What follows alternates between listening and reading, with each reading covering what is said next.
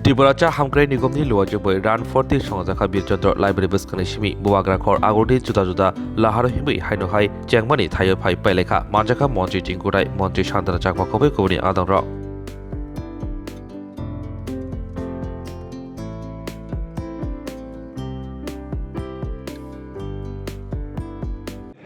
Chairman বলেছেন ইতিমধ্যে চায়ের ইতিহাস প্রায় 108 বছর ত্রিপুরা। কিন্তু এখানে যারা সামনে আছে আমরা কখনো ভাবি এই 108 বছরে এই চা শ্রমিক যারা তাদের পরিবার থেকে কজন স্বাবলম্বী বা কজন নিজের পায়ে দাঁড়িয়েছে বা কজন ত্রিপুরার যে বিভিন্ন সরকারি দপ্তরে আছে। দেখুন চা এরকম একটা ইন্ডাস্ট্রি, যারা এক্সপার্টরা রয়েছেন তারা জানেন যে টেকনোলজি এবং মেশিনের দ্বারা ভালো চা উৎপন্ন সম্ভব নয়। ত্রিপুরাতে 54টা চা বাগান রয়েছে। এই চা বাগানগুলি ছোট বড় মিলিয়ে এই চাটাকে ভালো করতে গেলে প্রথমত যে কাজটা হবে সেটা হলো চা শ্রমিক যারা আছে তাদেরকে বাগানে রাখতে হবে। দীর্ঘ বছর স্বাধীনতার প্রায় 78 বছরে এসে দাঁড়াতে চলছি আমরা যদি দেখি ত্রিপুরার যে পূর্ণ রাজ্যের 50 বছর পার করেছি, এই 50 বছর পরেও ত্রিপুরার আমরা ওই চা বাগানে যারা থাকে শ্রমিক যারা তাদের জীবনমান উন্নয়ন হোক সেটা নিয়ে কোনো পরিকল্পনা গ্রহণ করিনি। এই সরকারটা আসার পর 2018 সাল আসার পর চা শ্রমিক প্রকল্প শুরু হয় এবং তাদেরকে জমি দেওয়া শুরু হয়েছে। যেহেতু চা শ্রমিক যারা রয়েছে তাদের জমি ছিল না, তার জন্য বাগান থেকে তারা ধীরে ধীরে সরে যেতে শুরু হয়েছিল। কারণ তাদের ছেলেমেয়ে যদি পড়াশোনা করে বা অন্য কোথায় কাজ করে তাহলে বাগান ছেড়ে দিতে হবে, অথবা তারা বাইরে যাওয়া তাদের দ্বারা সম্ভব নয়। তাদের ছেলেমেয়েরা পড়াশোনা করে নিজেরা অন্য কিছু ভাবতে পারে না। এত সবাই কি করেছে, ধীরে ধীরে শহরমুখী হয়েছে। তার জন্য বাগানগুলোতে শ্রমিক শূন্য হয়ে পড়েছে।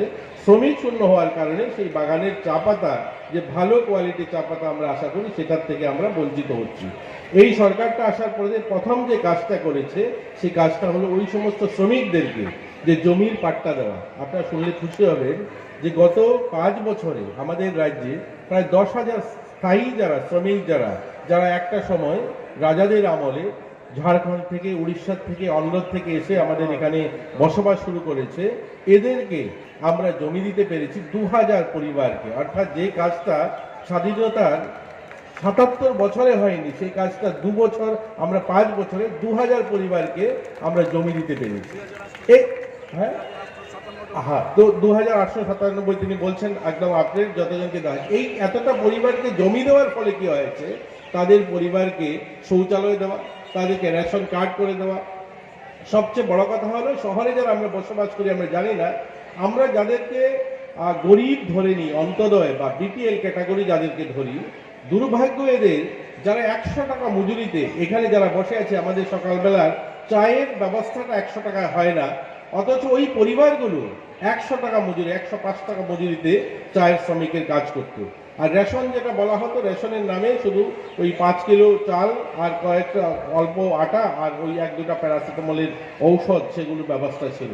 এই সরকার আসার পর তাদেরকে যেমন মজুরি বাড়ানো হয়েছে, 178 টাকা মজুরি হয়েছে, তেমনি প্রত্যেকের জন্য ঘর, প্রধানমন্ত্রী আবাস, প্রত্যেকের জন্য জল, প্রত্যেকের জন্য বাড়িতে ইলেকট্রিসিটির ব্যবস্থা, সেখানে শিক্ষার ব্যবস্থা। অর্থাৎ তারাও যে আমাদের মৌলিক অধিকার, অন্ন, বস্ত্র, শিক্ষা, স্বাস্থ্যের কথা বলি, আজ তারাও সেটা পেয়েছে। এবং ওই সমস্ত পরিবারের জমির সঙ্গে সঙ্গে তাদেরকে প্রায়োরিটি গ্রুপ রেশন কার্ডও প্রোভাইড করা হয়েছে, যে রেশন কার্ড তাদের দীর্ঘ বছরে জুটেনি। এই রাজ্যের চা শিল্প এমন একটি শিল্প, এটার বয়স 108 বছর পুরনো। এই 108 বছরে এই রাজ্যের চা শিল্পের সঙ্গে যারা আগে একটা সময় যুক্ত ছিলেন, প্রথম দিকে আভিজাত্যের প্রতীক মনে করতেন। রাজ্যে আজকের দিনেও প্রায় 20,000 আমাদের শ্রমিক সরাসরিভাবে যুক্ত রয়েছেন এই শিল্পের সাথে। এবং আমাদের সারা ভারতবর্ষে যে চা উৎপাদন হয় তার 10% চা আমাদের রাজ্য থেকে হয়। এবং আমাদের এই ত্রিপুরা রাজ্য চা উৎপাদনকারী রাজ্য হিসেবে 5ম স্থান অধিকার করে আছে। এমত অবস্থায় এই শিল্পের মধ্যে অনেক সম্ভাবনা থাকা সত্ত্বেও দীর্ঘদিন যাবৎ আমাদের এই ত্রিপুরার এই ঐতিহ্যবাহী শিল্প আমাদের উপেক্ষিত ছিল বলা যায়।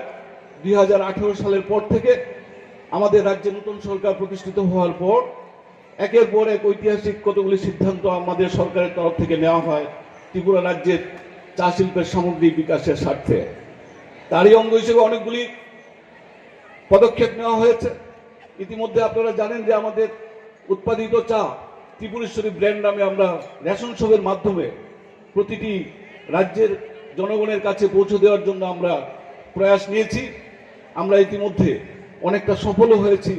আমাদের লক্ষ্য হচ্ছে আগামী দিনে আমাদের উৎপাদিত চায়ের প্রতিটি গার্ডেন ফ্রেশ চা আমরা যাতে প্রতিটি নাগরিকের কাছে পৌঁছে দিতে পারি, তার সেই লক্ষ্যে আমাদের সরকার কাজ করে চলেছে। বিশেষ করে উন্নয়ন নিগমের পক্ষ থেকে সেই কাজ চলেছে।